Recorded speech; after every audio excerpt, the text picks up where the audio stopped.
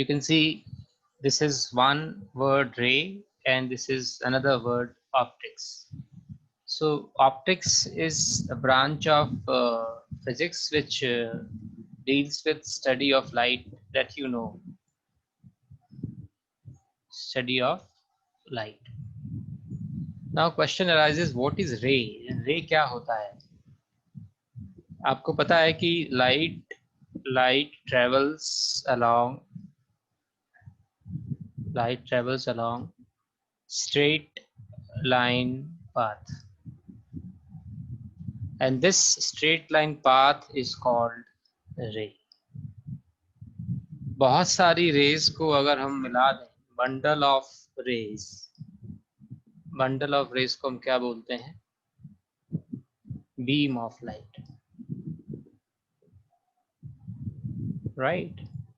तो हम लाइट का रास्ता एक स्ट्रेट लाइन से शो करेंगे, इसीलिए इस ब्रांच का एक और नाम है, उसको हम बोलते हैं geometrical optics. Actually we will show largely reflection and refraction in this branch. In fact dispersion भी होता है और scattering भी होता है through this straight line path of the light. तो इसलिए इसको हम geometric optics भी बोलते हैं. अब हम थोड़ा सा एग्जाम ओरिएंटेड अप्रोच रख रहे हैं. इसमें दो मेजर टॉपिक थे, रिफ्लेक्शन और रिफ्रैक्शन. रिफ्लेक्शन बेटा एग्जाम पॉइंट ऑफ व्यू से नॉट इन सिलेबस.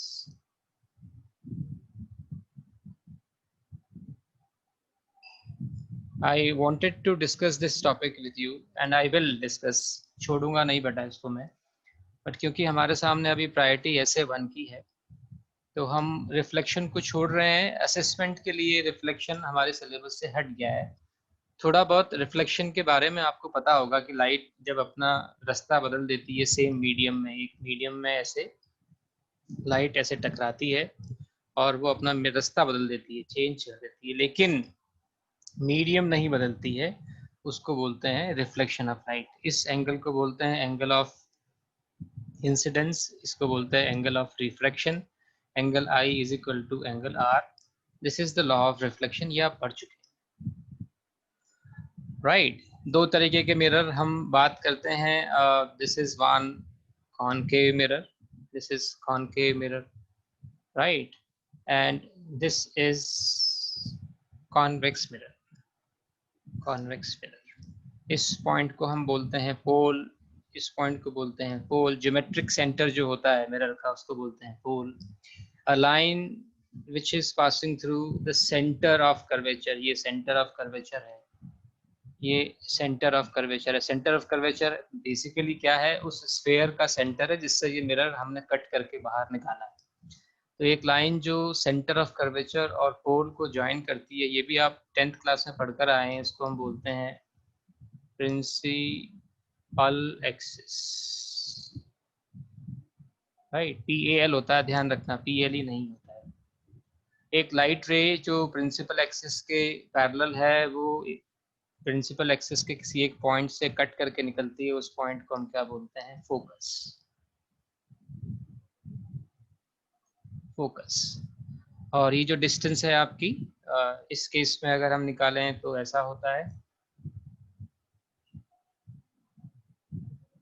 ये फोकस वर्चुअल फोकस है. This is the real focus and this is virtual focus. ये सब 10th क्लास में आपने पढ़ा है, इसलिए शायद CBSE ने इसको हटा दिया कि थोड़ी बहुत एलिमेंट्री नॉलेज आपको है.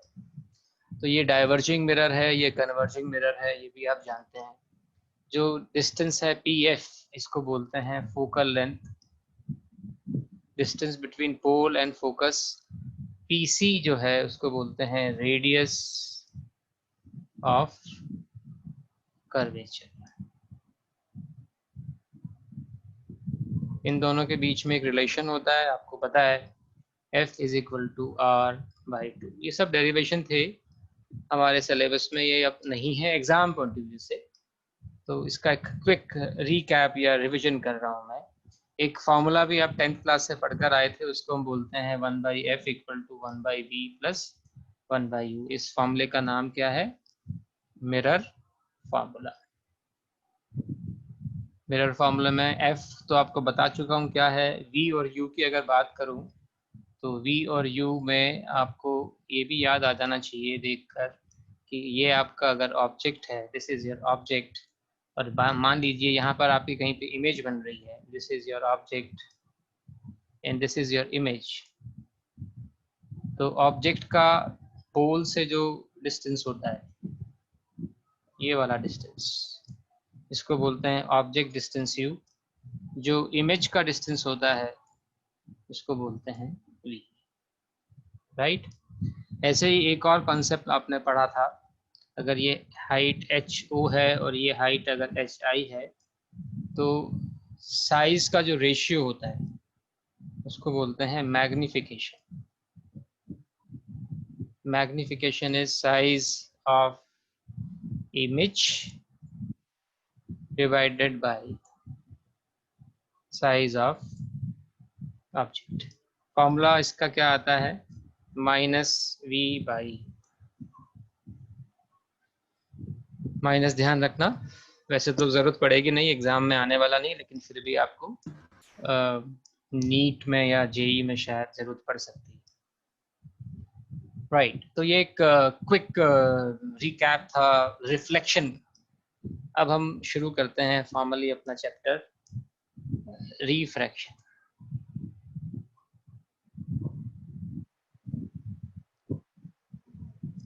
मैं एक बार आपको फिर याद दिला दूं कि इस चैप्टर के कोई आपको मेरे हाथ के पीडीएफ वाले नोट्स नहीं मिलेंगे, इसलिए आप अपना रिकॉर्ड रखें। जो भी मैं बोल रहा हूँ, जो इम्पोर्टेंट चीज़ें बोल रहा हूँ, जो लिख रहा हूँ, अपनी पेन कॉपी लेके बैठें और साथ साथ अपने नोट्स बनाएं, राइट। रिफ्लेक्शन क्या होता है कि जब कभी भी कोई लाइट अगर एक मैंने लाइन बनाई है, इस लाइन को बोलते हैं इंटरफेस। इंटरफेस क्या होता है, एक बहुत पतला सा लेयर होता है जो दो मीडियम को सेपरेट करता है। सेपरेट टू मीडियम मतलब इस लाइन से ऊपर मान लो वैक्यूम है और इसके नीचे कोई दूसरा मीडियम है, मान लो ग्लास है। वैक्यूम की जगह मैं एयर भी ले सकता हूँ। तो जब एक लाइट किसी इंटरफेस पे गिरती है, ये इंटरफेस है, और जब इंटरफेस पे गिरने के बाद उसका पाथ बदल जाता है और मीडियम भी बदल जाता है, राइट। ये मीडियम कुछ और था, ये मीडियम कुछ और है। रिफ्लेक्शन में मीडियम नहीं बदलता है, पाथ बदलता है, लेकिन यहाँ पर मीडियम, जब एक मीडियम से दूसरे मीडियम में वो ट्रेवल करती है तो उसका पाथ बदल जाता है अगर वो इस इंटरफेस पर ऑब्लिक इंसिडेंस हो रहा है। यहाँ इसको इस एंगल के नाम से अगर हम बोलें, तो अगर कोई लाइट किसी इंटरफेस पर ऑब्लिक इंसिडेंट होती है, इंसिडेंस होता है उसका, तो उसका रास्ता चेंज होता है। मैं इस पर्टिकुलर कॉन्सेप्ट को थोड़ा डिटेल में और समझाने की कोशिश करूंगा। तो ये जो चेंज इन पाथ या बेंडिंग ऑफ लाइट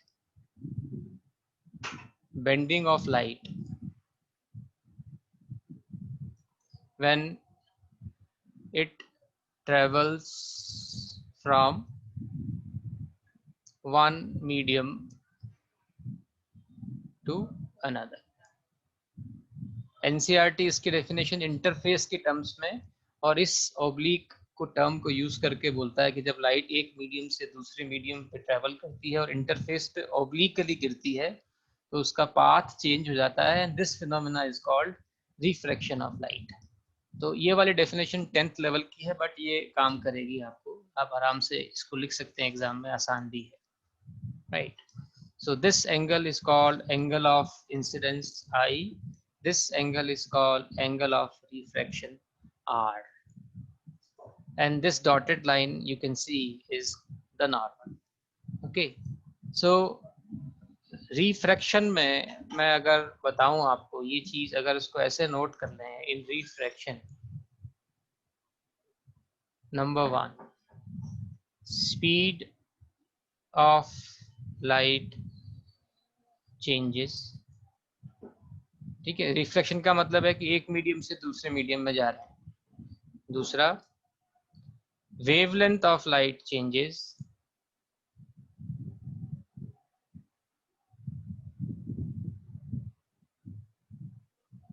तीसरा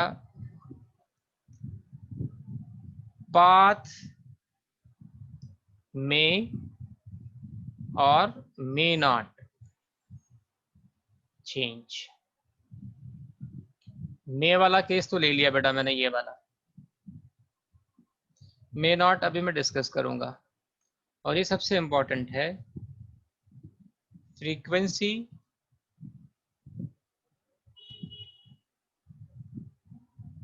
डज नॉट चेंज।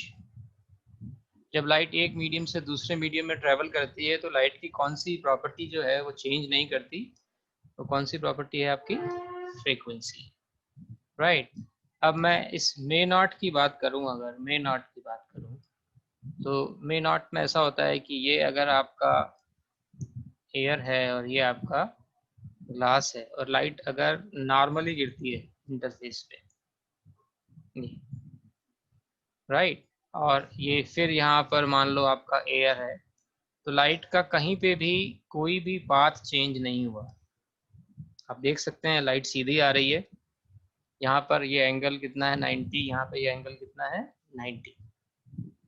तो जब वो इंटरफेस पर नॉर्मली गिरती है, इंटरफेस पर नॉर्मल इंसिडेंस होता है, नॉर्मल इंसिडेंस का मतलब ये होता है एंगल आई कितना होता है 0। नॉर्मल इंसिडेंस का मतलब होता है when light travels along the normal, उसको बोलते हैं normal incidence. So there is no change in the path, no change in path. तो पाथ चेंज कब होता है, जब लाइट ऑब्लिक इंसिडेंस होता है। यहाँ पर अगर लाइट की स्पीड c है तो यहाँ v हो जाएगी, यहाँ पर लाइट की वेवलेंथ अगर लैम्डा है तो यहाँ पर लैम्डा डैश हो जाएगा, यहाँ पर फ्रीक्वेंसी अगर न्यू है तो यहाँ पर फ्रीक्वेंसी न्यू ही रहेगी। स्पीड चेंज हो गई, वेवलेंथ चेंज हो गई, फ्रीक्वेंसी चेंज नहीं होगी। यहाँ पर दोबारा से उसकी स्पीड c हो जाएगी, उसका वेवलेंथ लैम्डा हो जाएगा और फ्रीक्वेंसी चेंज नहीं होगी। So this is all about refraction, okay.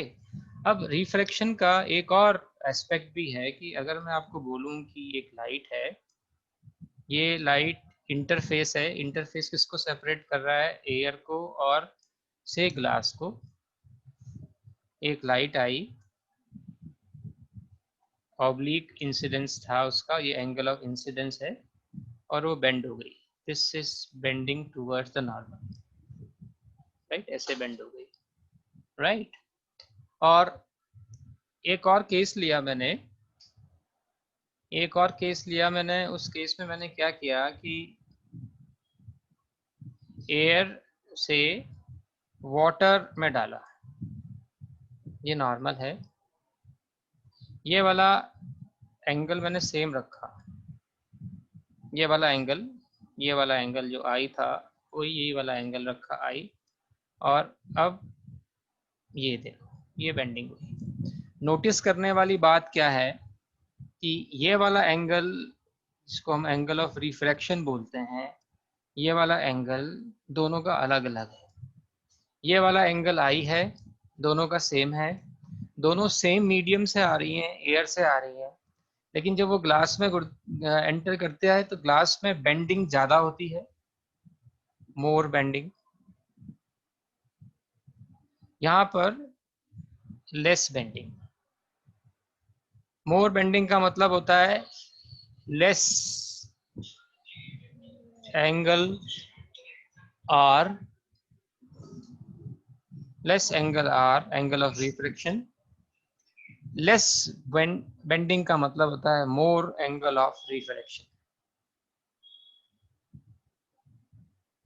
एक और इंटरेस्टिंग सा केस अगर मैं आपको बताऊं, तो अगर लाइट ग्लास से वाटर में एंटर करे, ग्लास से वाटर में एंटर करे, तो कुछ अजीब सा बिहेवियर या डिफरेंट बिहेवियर शो करता है, लाइट ऐसे जाती है, ये इसका ओरिजिनल पाथ था, ये इसका ओरिजिनल पाथ है, ये इसका ओरिजिनल पाथ है, ये बेंडिंग शो कर रहा है, ये ज़्यादा बेंडिंग है, ये कम बेंडिंग है। दोनों में कॉमन क्या है कि दोनों जा रहे हैं नॉर्मल की तरफ, लेकिन यहाँ पर बेंडिंग हो रही है नॉर्मल से दूर, अवे फ्रॉम द नॉर्मल। और ये सब आपको याद आ गया होगा कि ये सब चीज कौन डिसाइड करता है, कैसे डिसाइड होता है कि लाइट कौन से मीडियम से कौन से मीडियम में जा रही है। जैसे मैं अगर आपको वैसे ही बता दूं, एयर को हम बोलते हैं रेयरर मीडियम और ग्लास को क्या बोलते हैं, डेंसर मीडियम। तो हम कैसे डिसाइड करते हैं कि कोई मीडियम रेयरर है या कोई मीडियम डेंसर है, किसी की बेंडिंग ज़्यादा होगी, किसी की बेंडिंग कम होगी, ये हम किससे डिसाइड करते हैं? ये हम डिसाइड करते हैं, एक क्वांटिटी है, उस क्वांटिटी को बोलते हैं रिफ्रैक्टिव इंडेक्स। सर एक बार पिछली वाली स्लाइड दिखाना।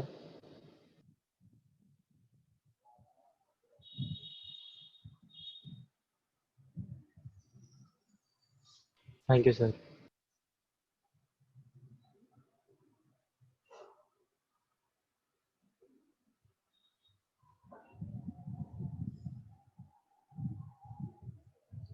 रिफ्रैक्टिव इंडेक्स,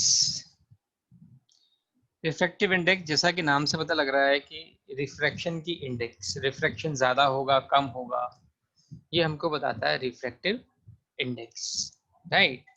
तो दो तरीके के केसेस आते हैं, 10th क्लास में पढ़कर आए हो, जल्दी से बता देता हूँ। एब्सोल्यूट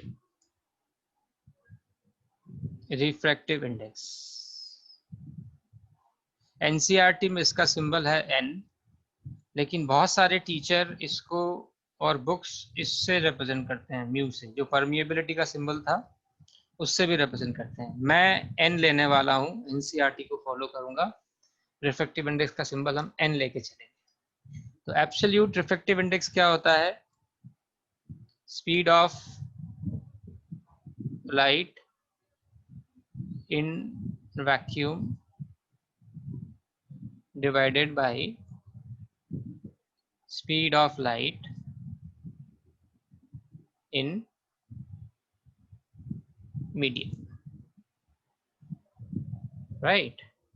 जैसे हम दोबारा से अगर डायग्राम बनाएं, ये वैक्यूम है, ये मीडियम है, लाइट ऐसे मीडियम इंटरफेस पे गिरी और ऐसे बेंड हुई, तो वैक्यूम में जो स्पीड ऑफ लाइट कितना है, c है, मीडियम में कितना है, v है, तो रिफ्रैक्टिव इंडेक्स n कितना हो गया, c बाई v। तो यहाँ पर एक मौका मिलता है पता करने का कि what is the maximum, rather maximum और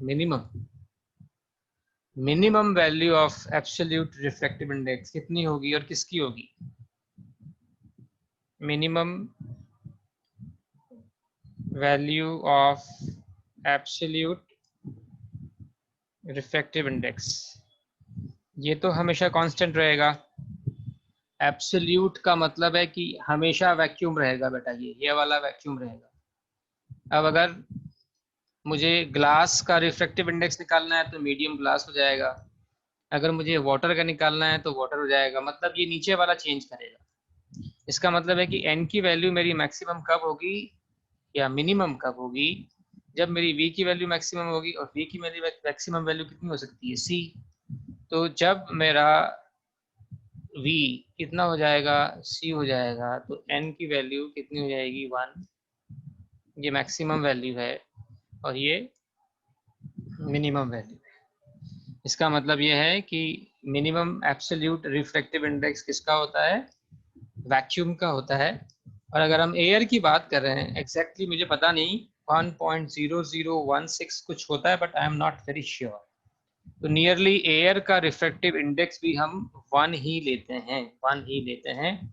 और यहाँ मैं आपके दिमाग में एक चीज डालना चाहता हूँ, I just want to make you people think this way, कि जो चीज हमको दिखाई ना दे, इनविजिबल हो, इफ एनीथिंग इज इनविजिबल, तो उसका जो रिफ्रैक्टिव इंडेक्स होता है वो 1 होता है.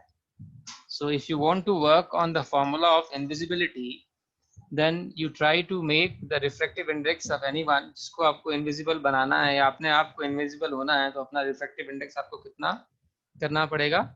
1 करना पड़ेगा. I always remember when I teach this topic, I remember the movie Hollow Man. और बॉलीवुड वर्जन जो है वो है उसका मिस्टर इंडिया, है ना. मिस्टर इंडिया थोड़ी सी फिल्मी लगती है क्योंकि घड़ी दबाते ही वो क्या होता है, इनविजिबल हो जाता है. और hollow man looks very authentic कि वो कुछ मेडिकल प्रोसीजर से निकलता है, कुछ इंजेक्शंस वगैरह, कुछ दवाई वगैरह डालते हैं एंड लेयर बाय लेयर उसका बॉडी डिसअपियर होता है. So Hollow Man, Mister India, invisibility, refractive index 1, जिसका रिफ्रैक्टिव इंडेक्स 1 होता है वो invisible, right.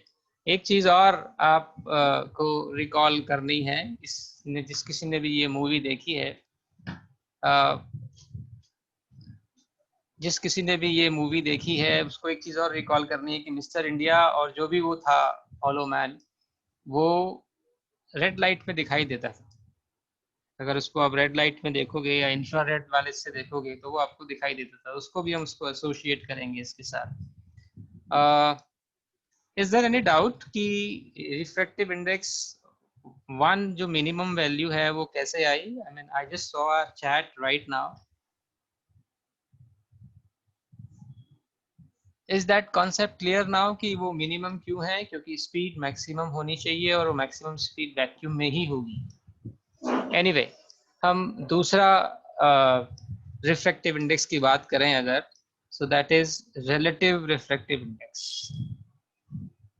Relative refractive index, इस केस में कोई भी मीडियम हो सकते हैं. ये लाइट किसी भी एक मीडियम से दूसरे मीडियम में ट्रेवल कर सकती है. तो उस केस में रिफ्रैक्टिव इंडेक्स कैसे डिफाइन करेंगे? This is medium 1, medium 2. Speed of light in medium 1 is v1. Speed of light in medium 2 is v2. Absolute refractive index of medium 1 is n1, which is c by v1. Absolute refractive index of medium 2 is n2, which is c by v2. So refractive index of medium 2 with respect to medium 1, इसको ऐसे लिखते हैं n21. Refractive index of medium 2 with respect to medium 1 is speed of light in medium 1 divided by speed of light in medium 2. So that makes v1 by v2. इस diagram के साथ match करने की कोशिश कर रहा हूं मैं. This diagram is in sync with this equation medium 1 divided by medium 2. सो ध्यान रखना कि जिस किसी मीडियम की रिफ्रैक्टिव इंडेक्स हम निकालते हैं उसका जो स्पीड होता है वो हमेशा डिनोमिनेटर में आता है. जिस मीडियम से वो एंटर कर रहा होता है, भले ही वो वैक्यूम हो या कोई और मीडियम हो, तो उस मीडियम या वैक्यूम का स्पीड हमेशा न्यूमरेटर में आता है. तो मीडियम 1 बाय मीडियम 2 ऐसे याद रखना. तो अगर हम मीडियम 1 बाय मीडियम 2 लिख रहे हैं तो हम इस मीडियम की रिफ्रैक्टिव इंडेक्स निकाल रहे हैं. किसके रिस्पेक्ट में निकाल रहे हैं? मीडियम 1 के रिस्पेक्ट में निकाल रहे हैं. सो अगर हम इस दोनों इक्वेशन का इस्तेमाल करें, n2 बाई n1 अगर कर दिया जाए, n2 बाई n1 अगर कर दिया जाए तो बताओ जरा कितना आएगा? n2 ये रहा मेरा c बाई v2 और ये आ जाएगा आपका v1 बाई c. तो ये कितना आ गया? v1 by v2. इसका मतलब ये है कि मैं इन दोनों को कंबाइन कर दूं. n21 बेसिकली किसके इक्वल है? v1 by v2, which comes out to be equal to n2 by n1. Similarly, can I write, just shortage of time doesn't allow me, but this is very simple and common sense based. If I wish to write medium refractive index of medium, इसकी जगह अगर मैं 1 कर दूं और इसकी जगह अगर मैं 2 कर दूं तो मुझे क्या मिल जाएगा यहाँ पर, n1 2 equal to v2 by v1 equal to n1 by n. ये क्या है? This is refractive index of medium 1, देखो 1 with respect to medium 2. अगर मैं n21 को और n12 को मल्टीप्लाई कर दूं तो मुझे क्या मिलेगा, n12 into n21 is equal to n1 by n2 into n2 by n1 equal to 1. So n12 is equal to 1 by n21, right? So let me take you back to this slide. Refractive index actually में क्या है? वो physical quantity है जो आपको किसी medium की optical density बताती है। ऑप्टिकल डेंसिटी, ऑप्टिकल डेंसिटी का मतलब है कि किसी मीडियम में लाइट की जो स्पीड है, रिलेटिव स्पीड कम ज़्यादा होना, राइट, उसको हम ऑप्टिकल डेंसिटी के टर्म्स में एक्सप्रेस करते हैं। तो ऑप्टिकल डेंसिटी किसके टर्म्स में एक्सप्रेस की जा रही है? रिफ्रैक्टिव इंडेक्स की टर्म्स में, राइट, फाइन। अब हम बात कर रहे थे, इस वाली स्लाइड की बात कर रहे थे, शायद यहाँ पर क्या हो रहा है, light is moving towards the normal, light is bending towards the normal and this is moving away from the normal. हम एक कंक्लूजन निकाल सकते हैं, रेयरर से डेंसर जब लाइट जाएगी तो it will bend towards the normal. अगर वो डेंसर से रेयरर जाएगी so it would go away from the normal. We can prove it mathematically, but again, as I said, we are going for this exam oriented approach, so we are not going to take it in depth. हमारे पास बड़ा अच्छा relation आता है, हम इसको explain कर सकते हैं। तो किसी मीडियम की ऑप्टिकल डेंसिटी अगर मुझे बताना है तो मैं ये लिखूंगा, पहला number, smaller is the speed of light in the medium.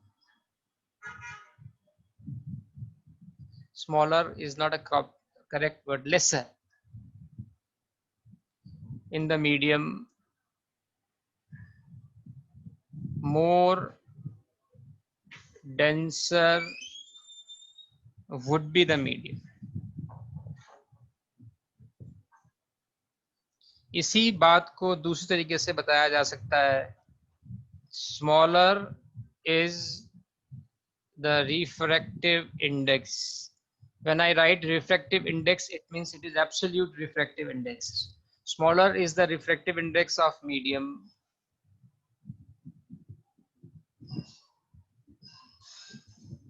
more denser, denser का मतलब optically denser, would be the medium. So if I express it through example, air, water, glass, speed,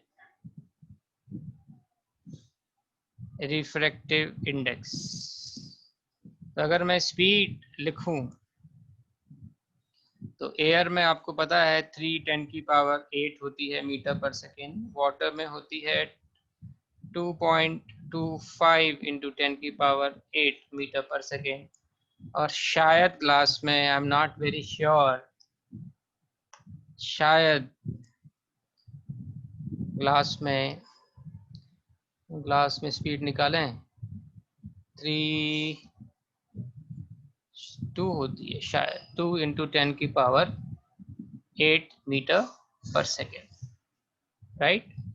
अगर हम रिफ्रैक्टिव इंडेक्स की बात करें, ये तो air का रिफ्रैक्टिव इंडेक्स में कितना ले रहा हूँ 1, इस वाटर का होता है 1.33, इसका होता है 1.5। ग्लास की बहुत सारी फॉर्म्स होती हैं, तो एक एवरेज वैल्यू ले ली मैंने 1.5। आप देखो बेटा, स्पीड कम होती जा रही है, और रिफ्रैक्टिव इंडेक्स बढ़ती जा रही है। इसका मतलब है कि जब हम एयर से वाटर में जाते हैं तो we are moving from rarer to denser. जब हम वाटर से ग्लास में जाते हैं, again we are moving from rarer to denser. Water is denser than air, glass is denser than water. Water is denser than air, but water is rarer than glass. Okay, so this is a relative concept. I cannot say water is a denser medium or a water is a rarer medium. Water, I can write water is a rarer than glass.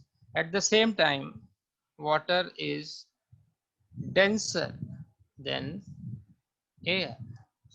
इसका मतलब ये है कि अगर एक light water से glass में जाती है, सो जा रही है रेयरर से डेंसर में, तो it will bend towards the normal. लेकिन अगर यही लाइट वाटर से एयर में जा रही है, so it will bend away from the normal, because it is now moving from denser to rarer. देखो सेम ही मीडियम है वाटर, लेकिन जिसमें एंटर कर रहा है एक में glass which is denser with respect to water, and this is rarer with respect to water. So behaviour और पाथ जो है वो क्या हो गया, चेंज हो गया। Okay, so keep this into the consideration. अब इन सभी को कंबाइन करके एक लॉ बनाया गया। वो लॉ भी आप पढ़कर आए हैं, उस लॉ को हम बोलते हैं स्नेल्स लॉ। Snell's law. अगर मैं 10th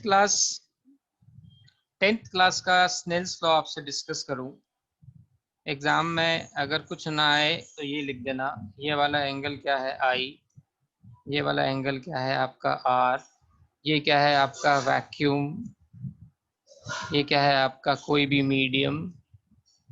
तो आपका स्नेल्स लॉ बोलता है the ratio of sine of angle of incidence to sine of angle of refraction is constant, and this constant is equal to absolute refractive index of the medium. But this is your 10th class वाला। अगर मैं थोड़ा सा आपको इसका एक advance version बताऊं जो हमको बहुत हेल्प भी करने वाला है, वो देखो बेटा इस तरह से, द प्रोडक्ट ऑफ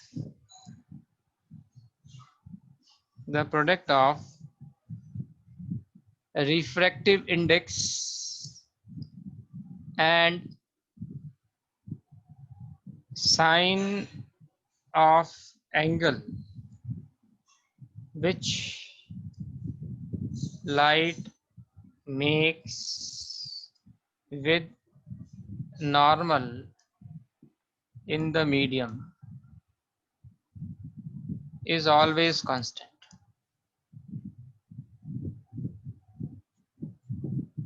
क्या मतलब है इसका कि ये एक इंटरफेस है, ये नॉर्मल है, ये आपका एक लाइट है, इसने एंगल बनाया बेटा कितना θ1, इसका रिफ्रैक्टिव इंडेक्स कितना है n1, ये ऐसे गया, इसका एंगल कितना हुआ θ2, इस मीडियम का रिफ्रैक्टिव इंडेक्स कितना है n2। तो ये जो लॉ है प्रोडक्ट ऑफ रिफ्रैक्टिव इंडेक्स का मतलब है n1, and the sine of angle, ये वाला angle sine θ1 must be equal to n2 sine θ2। This is your Snell's law.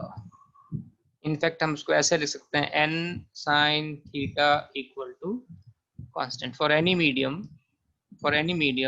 Product of refractive index and sine of the angle, ये वाला जो angle है आप उसको कह सकते हो एंगल बिटवीन लाइट, इंसिडेंस और रिफ्रैक्शन नहीं बोल रहा मैं इसको, एंगल बिटवीन लाइट, ये एंगल है, ये लाइट है और ये नॉर्मल है, ये लाइट है और ये नॉर्मल है, तो उन दोनों का जो प्रोडक्ट है वो हमेशा क्या रहेगा, constant. So if I wish to write it in this form sin θ1 by sin θ2, कितना आ जाएगा बच्चों, n2 by n1. अब यहाँ से देखो θ1 को मैं क्या लिखता हूँ, एंगल ऑफ इंसिडेंस I, इसको मैं लिखता हूँ एंगल ऑफ रिफ्रैक्शन R, तो मेरा क्या बन जाएगा, sin I upon sin R equal to n2 by n1. ऐसे भी काम चलेगा, बहुत बढ़िया, ये भी मेरा स्टेन्स लॉ है, लेकिन sin I upon sin R को ऐसे भी लिख सकते हैं, जो हमने अभी थोड़ी देर पहले पढ़ा था. This is your Snell's law. See you in the next part of the meeting.